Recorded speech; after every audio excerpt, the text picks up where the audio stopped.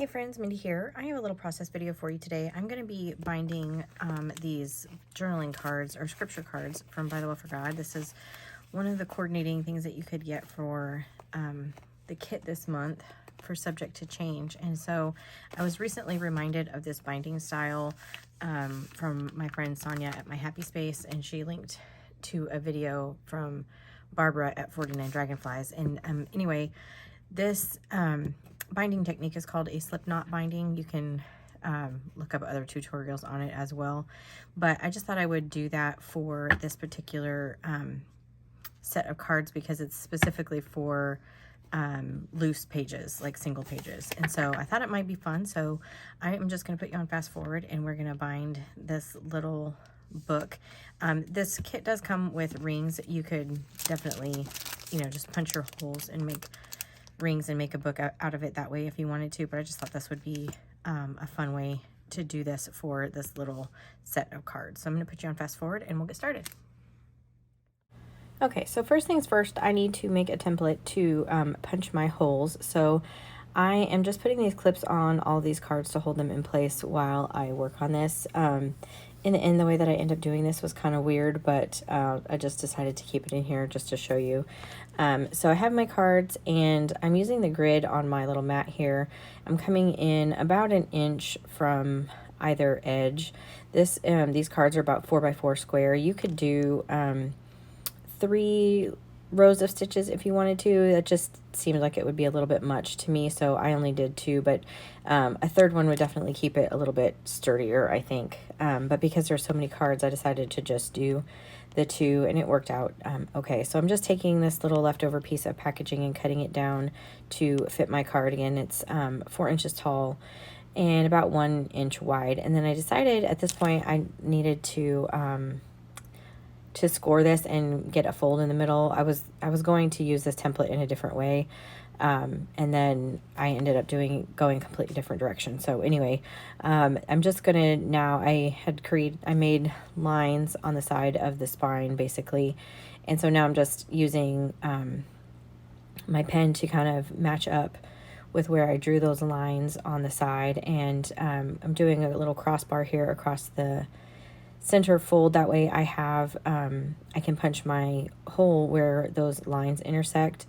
And again, that score line down the middle was really superfluous to this, how I ended up doing it. But anyway, I also just marked which was the top, just to make sure that it was always in the right place.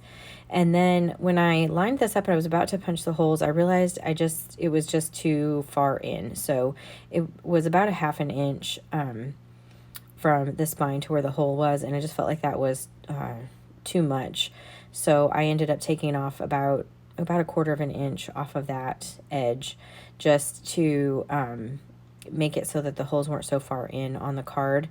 And then so they're about a 1/4 inch in, and I just used that template here to punch the holes on my cover. And then I ended up using my cover as the template for the rest of the cards. It just made it a little bit easier since they were all the same size, instead of trying to keep that little white piece there, on every card, lining it up. It was actually just easier this way. So I just went through and used that cover page as a template and punched the holes on all of the cards. And it didn't take too awfully long to do that. And then the rule of thumb for this slip knot binding is that you need about 3 inches of string for every card that you have, or every page of your book. So I measured that out and ended up being quite a bit, because there's a lot of cards here. And then I'm just kind of measuring this out again and doing so that I have two of these the exact same length, if that makes sense. Sorry. So it ends up, these end up being kind of long and fiddly for a little bit here, but it's better to have more than not enough. I ended up cutting off quite a bit at the end, so I feel like the 3 inch rule is pretty generous. But so what you need to do here, I'm taking one of these threads and I'm finding the center basically and making a loop there. So I just matched up the ends and went to the center, and then we're going to work from the bottom up. So this is the very last page in this stack of cards, and I'm threading it. I'm taking the loop and going from basically the top, the face of the card to the back side, and then pulling the tails through that loop to create the little slip knot, and then just starting this off this way on both of those holes. So again, finding the middle, making a loop there, and then feeding that through from the top to the back side. And that will be the case for every card that we do. We'll always feed from the top side and go to the back side. And then putting the tails through the little loop that was there, and then pulling that pretty tight. And you want to try to keep your threads as even, as straight as possible. You don't want them crossing if at all possible. It just gives a neater, cleaner look at the end. So now we're working from the bottom up. So I pulled the next card that was on the bottom, and I'm going to find the ends of this first set of threads here. And at this point they're uneven, so I'm trimming them to be the same length. It just makes this process easier. And then again, we're going to load this through. We're going from the top of the card to the back side of the card, and that is going to essentially create a little loop here. So we're going to split those strands and then run the ends, pull the tails through, and that just creates that little slip knot now onto that second card. So just, you know, the way a slip knot works, you have the loop and you have the two ends and you pull it through. We're just basically doing that around each one of these cards as we go. So again here, taking the ends and making them the same size, and then we're going to load them again from the top through to the back, which creates this little loop here, and then you just pull the tails through. And every time I'm just straightening these and making sure that the threads are even. So this was pretty fiddly. I have that glue bottle there. I found that if I had that sitting on top of it, it just helped as I was like pulling the threads through. So I'm going to show you just a couple more now that these threads are not quite as long. Again, just going through the top to the back side. This is my next to last card here, and you can see it was much easier once those threads got a little bit smaller. And I'm using a linen thread here.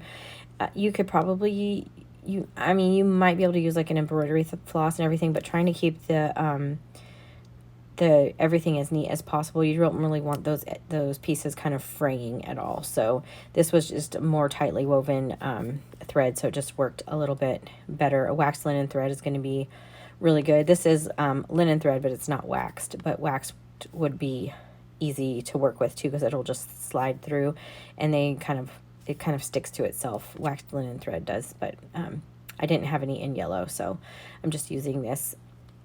And then again with my, this is my cover, so this is the very last page that we're doing it exactly the same way at this point, just tying that on. And then now we're going to tie off this this knot. So we're going to take these two threads, and we're going to take the one on the left side and kind of wrap it around on the inside of the cover so that it comes out on the opposite side, if that makes sense.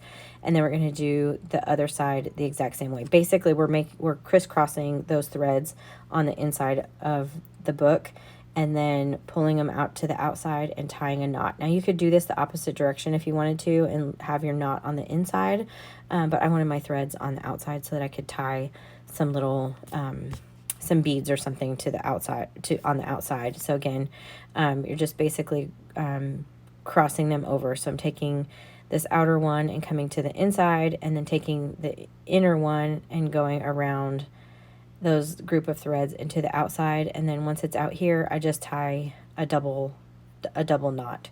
So, and again, if you don't want the knots, you can do it, and you can even pull the ends back into the middle, and then you just have the knots on the inside cover. So I'm going to trim these down. You can see I have a lot of thread here left over, but I'm also keeping these pretty long because I'm not quite sure what all I want to tie onto the bottom. So for now, I'm just going to tie these into these two little bows, and that will secure my little book here. And one of the things I wanted to show was that on the inside, when you have this binding, it helps this to be able to lay flat. These pages will lay flat now, so I can actually work in this book if I want to. So that is pretty much it for me. If you like this video, I would appreciate it if you gave it a thumbs up. Subscribe to my channel if you haven't already, and until next time, bye.